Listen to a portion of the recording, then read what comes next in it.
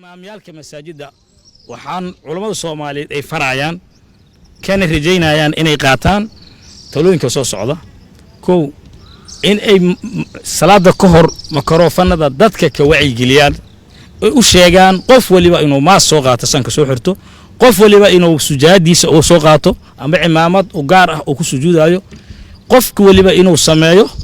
tabaacud oo jamaacaduna ku ansaxayso cudurkuna aan siinaynin fursad uu ku faafo hadii la cala qof oo hindhiso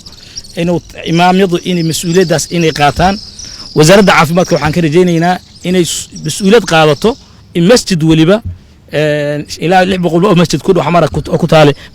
masjid waliba ay geeyaan geedka oo lagu cabiro heerkulka qofka iyo wixii suuragal maas u ah ganacsatada waxaan ugu baaqaynaa oo magaalada Muqdisho joogaan inuu qof waliba oo ku tala galo in uu ka qayb qaato badbaadinta dalka iyo dadka ee laga badbaadinayo cudurka kan dilayga ah oo qof waliba uu siraado bal adigu intee qofood maaska sii kartaa oo u gidi kartaa oo san oo martaa u sameey kartaa dhaqaatiirta waxaan ka rabnaa inay wacyigelinta nabadiyaan maasaska lafsadooda khatar keeni kara oo laga yaabo isqaabka hadii aan isku soo loo isticmaalo lafsadiisu inay khatar ka imaado oo feerska laftiisa oo keenane inay wacyigelinta ku haboon ay ka siiyaan waxaan ka rabnaa dhaqaatiirta ayaan ka rabnaa